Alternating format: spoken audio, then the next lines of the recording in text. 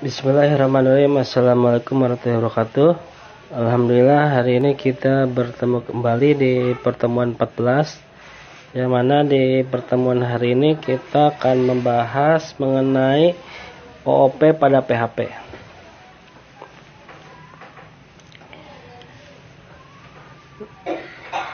Nah, OOP adalah singkatan dari Object Oriented Programming.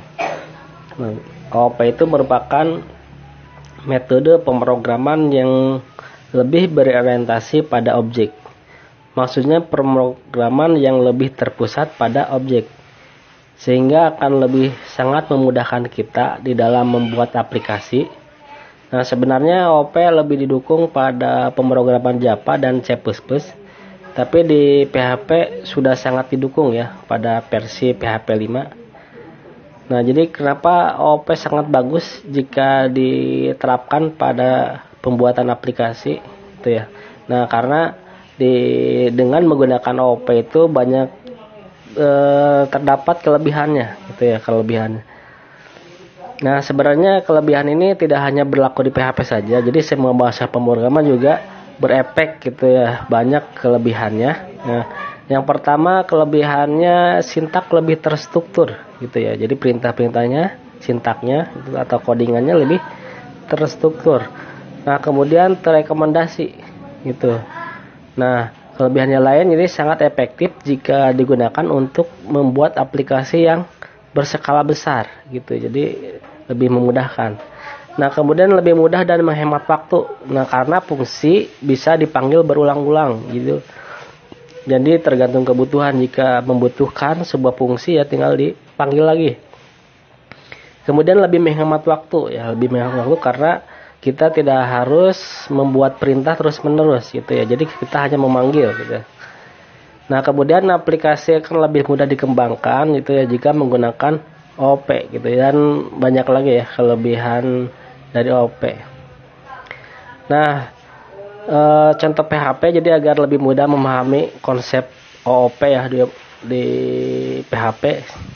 Jadi saya contohkan di kehidupan sehari-hari. Nah, jika kita memiliki sebuah robot gitu ya, yang bisa kita mengendalikan dengan remote. Nah, jika di pemrograman dengan metode struktural, maka kita ibaratkan memerintah robot tersebut dengan sekali-sekali perintah. Misalnya kita pertama merintahkan untuk mengangkat tangan, lalu melangkah.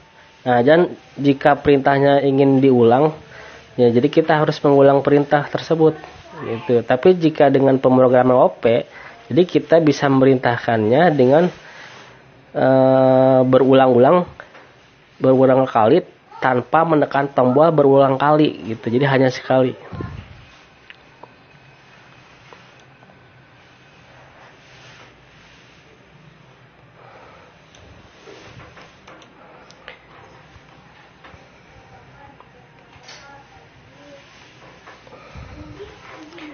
Nah, selanjutnya kita akan membahas mengenai kelas. Kelas, objek, properti, dan metode adalah fondasi dari membangun aplikasi menggunakan struktur OOP.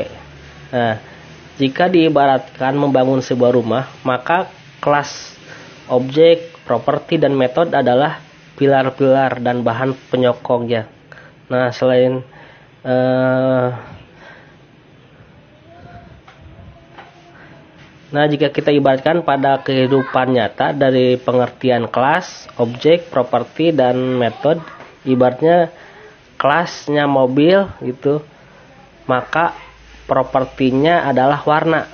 Nah, jadi jika kelasnya itu mobil, maka propertinya adalah warna-warna mobil.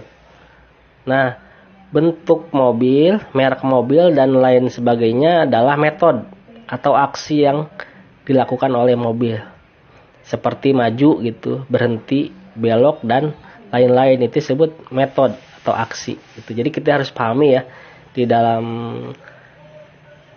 OOP itu gitu ya. Jadi ada beberapa yang harus dipahami gitu ya. Jadi kita contohkan seperti tadi ya, dalam mobil ya. Ibaratkan kelas itu merupakan mobil. Nah, kemudian propertinya adalah warna-warna mobil. Nah, kemudian bentuk mobil, merek mobil, dan lain sebagainya disebut metode atau aksi yang bisa dilakukan oleh mobil. Tuh, jadi aksi yang bisa dilakukan mobil adalah maju, berhenti, belok, gitu, belok kiri, belok kanan, dan lain sebagainya. Jadi kelas di dalam OOP digunakan untuk membuat sebuah kerangka kerja. Jadi bisa dikatakan sebagai library. Kelas berisi properti dan metode.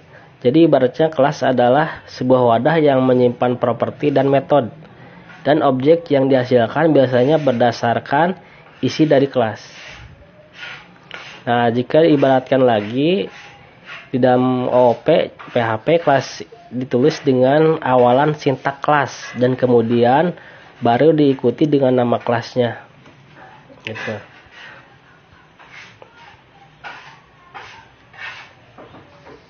Nah, jadi kita bisa melihat di sini, misalnya di sini nama kelas kotak, kemudian atribut atau propertinya ada panjang, lebar, tinggi, kemudian ada metodenya misalkan menghitung ya. Kalau kita contohkan di dalam kotak di sini. Kan kalau tadi kelas itu dicontohkan dengan mobil, gitu ya. Kelasnya mobil, gitu ya. Atributnya warna mobil, lebarnya, gitu ya. Metodenya kalau mobil kan bisa maju, bisa mundur, bisa belok kanan, belok kiri. Kalau di dalam kotak ya seperti ini bisa dilihat gitu ya.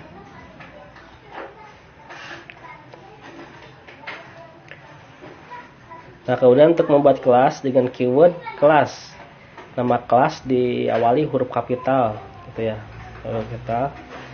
Nah, jika dua kata atau lebih jadi kotak emas gitu ya. Ya, kemudian diawali dan diakhiri dengan kurung kurawal. Nah, contohnya seperti ini gitu ya. Kelas, misalkan membuat kelas kotak, kemudian kurung kurawal.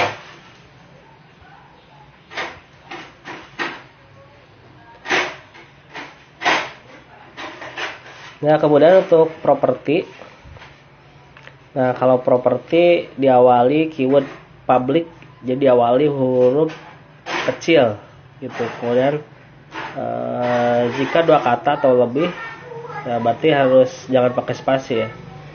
Kalau dia depannya kan kalau diawali huruf kecil berarti variabel panjang gitu seperti itu. Nah, di sini jadi jangan pakai spasi ya. Misalkan tanggal lahir, berarti tanggal lahir gabung. Nah, kemudian bisa diberi nilai default ya. Misalkan publik variabel tinggi sama dengan 5 gitu ya. Jadi biar nanti kalau lupa mengisi biar tidak error gitu ya. Jadi bisa diisi dengan default. Nah, misalkan di sini untuk kelas di sini kan publik variabel tinggi sama dengan 5.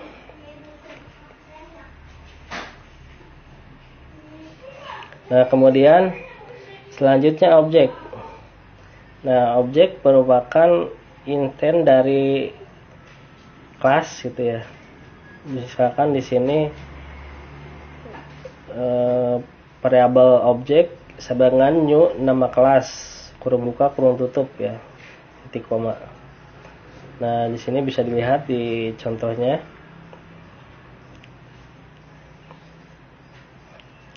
Variabel kotak sama dengan new kotak kurung buka kurung tutup gitu ya.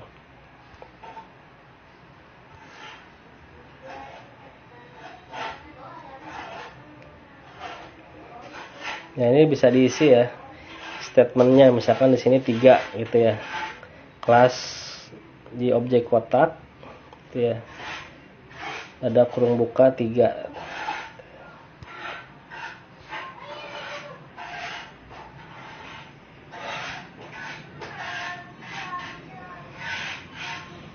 Nah, tanda variabel pada tanda dolar ya pada variabel objek variabel kotak gitu ya. Jadi akses nama properti dengan tanda ya panah lebih kecil kurang lebih besar ya. Jadi bisa dilihat di sini untuk pengaksesnya.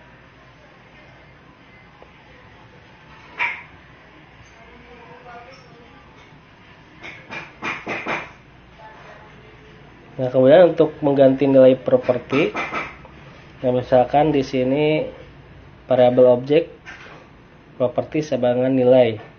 Nah, variabel kotak panjang sama dengan 20. Itu bisa dilihat di sini contohnya. Nah, sebelum diganti misalkan panjang 910, lebar 92.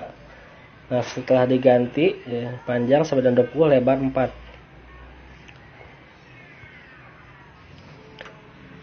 Nah, kemudian selanjutnya encapsulation ya. Encapsulation adalah membungkus properti dan metode dari luar dan menyediakan public interface untuk mengakses properti dan metode tersebut. Nah, cara mengaksesnya yaitu memakai akses modifier ya. Jadi encapsulasi itu adalah salah satu yang paling terpenting ya dalam pemrograman berorientasi objek. Nah, karena tahap enkapsulasi lah yang menentukan pemberian hak akses pada setiap properti atau metode. Enkapsulasi atau encapsulation itu pada OOP terdiri dari 3, yaitu ada public, private, dan protected. Nah, jadi ketiganya itu memiliki kegunaannya masing-masing.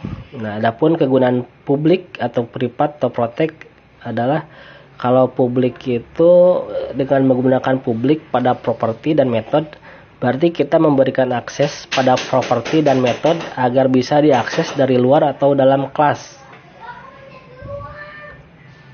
Nah, kalau private protected, kita bisa menentukan properti dan metode menjadi publik, protected, dan private sesuai dengan keinginan dan kebutuhan. Ya. Jadi sesuai kebutuhan. Nah, encapsulation itu adalah metode untuk mengatur struktur pada kelas dengan tujuan untuk membentuk hak akses pada properti atau metode. Gitu. Nah, jadi ini tujuannya untuk menyembunyikan informasi dari metode dan properti dengan alasan keamanan.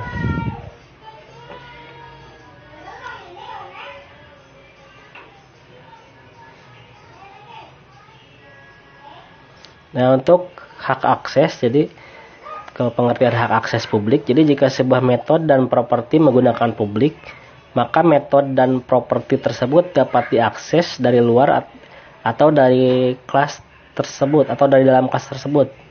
Nah, jadi perlu diketahui pada metode dan properti yang tidak ditetapkan hak aksesnya menggunakan publik, private, dan protected, maka hak akses pada metode atau properti tersebut adalah secara default menjadi publik gitu.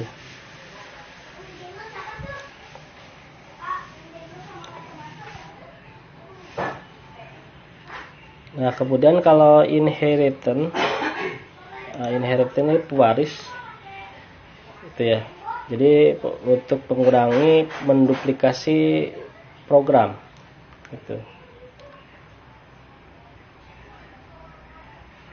Nah, jadi bisa reusable kode program. Nah, kemudian terdapat parent class. Jadi ada orang tuanya, ada child class, jadi dapat digunakan semua properti dan metode dari parent class. Nah, contohnya bisa dilihat di sini. Misalkan di sini inheritance buku cerita dari buku belajar OP.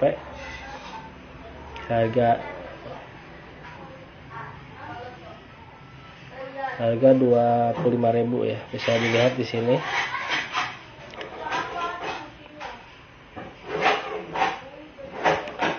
Nah, selanjutnya kita masuk ke polymorphism tuh ya.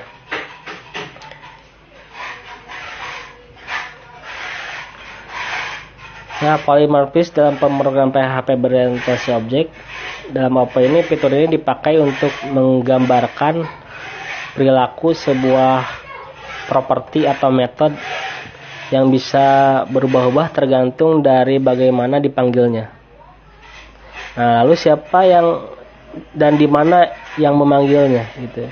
Nah, jadi untuk konsep polimorfisme tampak pada penggunaan abstrak kelas dan interface, yaitu bagaimana sebuah kerangka diimplementasikan oleh kelas-kelas yang berbeda-beda.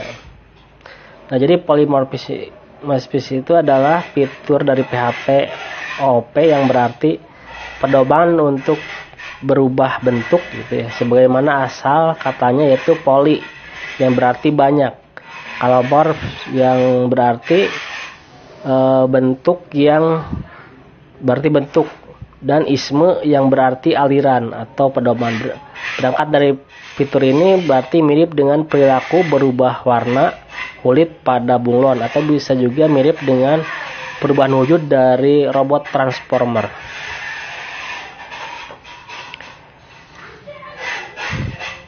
Nah, contoh konsep polimorfisme dapat digambarkan melalui sebuah interface hewan gitu ya, yang diimplementasikan oleh kelas burung, kambing, dan ayam. Pada interface ditaruh beberapa perilaku seperti memakan, bergerak, dan beranak. Pada kelas burung bergerak dengan berjalan atau terbang, sedangkan pada kambing dan ayam bergerak dengan berjalan saja. Nah, demikian juga dengan perilaku makan, misalnya burung makan biji-bijian, ayam makan bekatul, dan kambing makan rumput. Nah, dalam hal ini terlihat bahwa metode makan ya bisa berubah bentuk tergantung dari siapa yang mengimplementasikannya. Nah, demikian juga kita bisa menerapkan hal yang sama dengan metode-metode yang lain yang merupakan perilaku dari masing-masing objek hasil instantisasi dan kelas nama-nama hewan tadi. Tuh.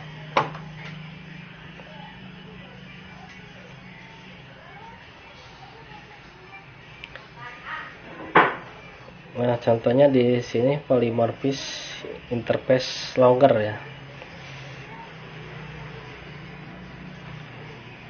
Nah, jadi nanti bisa berubah-ubah ya.